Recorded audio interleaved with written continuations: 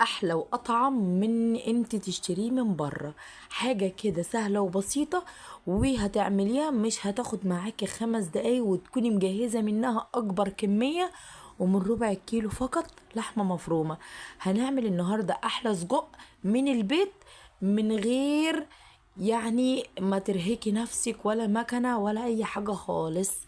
يلا بينا نبدأ الفيديو وهوريكم السوا بتاعه. بسم الله ما شاء الله كهرمانة، وبتاكلي كده حاجة كده عسل في بقك. زي ما انت شايفة انا جايبة ده ربع كيلو من الفول الصويا، ماشي، وشلت منه حوالي كوباية على جنب. هتبتدي تنقعيه لمدة 10 دقايق لحد ما ينفش، وبعد كده تمسكي تصفيه، وهتجيبي معايا حوالي 5 فلفل من الاحمر. وتبتدي ان انت تغسليهم كويس وتضربيهم في الكبة، وبعد كده تصفيهم كويس جدا. وهتركني المية بتاعتهم، احنا عايزين بس التفل بتاعهم. وهنبتدي ان احنا نروح نازلين بيه، ونروح نازلين بالربع كيلو لحمة مفرومة، ونروح نازلين بمعلقة كبيرة فلفل اسود، ومعلقة كبيرة كزبرة، ومعلقة كبيرة من التوم البودر، ومعلقة كبيرة من البصل البودر. وهننزل عليهم بطرف المعلقة لون بتاع الطعام، اللون بتاع الاكل. وهروح رايحين على الكبة تاني، ونروح واخدينهم كده. بصوا، هنبتدي ان احنا نضربهم بالكبة فقط، يعني بالكبة او بالكبة، بس هي بالكبة وهنبتدي ان احنا ننزل بالكمية كلها زي ما انت شايفة في اي بولة. هتبتدي تجيبي اي بولة عندك وتنزلي بيها. بس اهم حاجة بأمنك الله، لو انت وصلت معايا الفيديو لحد هنا، يا ريت ما تنسيش تحطي لايك للفيديو وتعملي شير عشان يوصل لاكبر صحابك او اخواتك ان هم يستفيدوا بالفيديو ده. هتبتدي تجيبي معاكي كيس اكل. انا هوريكي طريقه، وانا يعني عجبني الطريقتين، طريقه الكيس وطريقه ايدي. طريقه الكيس طريقه ايدي. زي ما انت شايفه الكيس، بصي الصباع بسم الله ما شاء الله. انت شايفه التخن بتاعه قد ايه، مش زي ما انت ما بتجيبيه من بره نهائي، ماشي. وهعملها برضو بايدي، يعني انا هسويها برضو بايدي، وهبتدي ان انا اعملها بالشكل اللي انا هوريهولكوا ده. برضو انا برضو مسكتها كده، كورت في ايدي كوره، ماشي. بس الكيس بيظبط معاكي ان هو بيطلع كله قد بعضه. وهبتدي بقى ان انا اكورها كده، وهحاول ان انا اظبطها. بس انا هظبط دول الاول، وهتلاقيني رجعت لكم تاني. خليكم معايا. ونسيت اقول لكم على البصله اللي انا حطيتها في اول الفيديو. بسم الله ما شاء الله، شايفين الكميه دي كلها من الكيس. وهبتدي اروح حاطه الكيس عليها، وهروح جايه بقى مكوراها.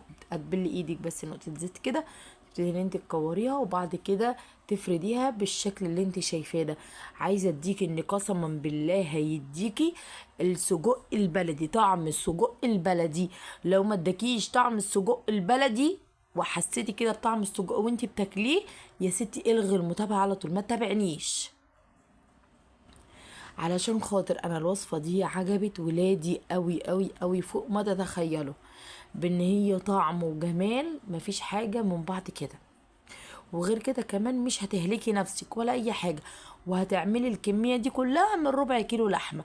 يعني بدل ما تروحي تشتري حاجة من بره صناعية، لا، هدي انتي عاملاها في البيت وعاملة كل مكوناتها بايدك، مش هتشتري اي حاجة من بره خالص. وبكده بقى نكون خلصنا الكميه بتاعتنا كلها. وتعالوا بقى اوريكم على البوتاجاز. بس قبل ما احطها على البوتاجاز، عايزه اعرفكم ان انا عملتها على طول، حطيتها على طول على النار علشان اوريكم ان هي حتى من غير ما احطها في الفريزر او اسيبها تتجمد، انا اساسا هحطها دلوقتي قدامكم مش هتتفكك ولا الصباع يعني هيحصل له حاجه نهائي، ولا هيتفك ولا اي حاجه. هنزل معايا بثلاث بصلات كبار، واروح نازله عليهم بقرنين من الفلفل، واروح نازله عليهم بحبيتين من الطماطم، وهديهم تقليبه. واروح جايبه معايا السجق الحلو بتاعنا، وهروح نازله بيه قدامكم بالشكل اللي انتوا هتشوفوه ده. وركزوا كويس. بس بعد ما البصل وكل حاجه انا حطيتها هتتبل، بعد كده هروح نازله بقى ايه بالسجق. وعايزه اعرفكم ان هو مش هيتفك قسما بالله، مهما تعملي فيه وتديله كذا تقليبه عمره ما هيتفك نهائي. واروح نازله عليه بقى بمعلقه فلفل اسود، وربع معلقه من الملح، وربع معلقه من الكزبره. وهسيبهم كده. بصي في الاول بتقلبيه بالراحه، بعد كده بتسيبي تغطيه 5 دقايق، 5 دقايق بس، يديله 5 دقايق خلاص يكون استوى معاكي، ويكون معاكي بالجمال اللي انت شايفاه ده. تعالي بقى اوريكي بقيه الكميه اللي انا بعد ما عملت من الاكل اللي اتفضلت.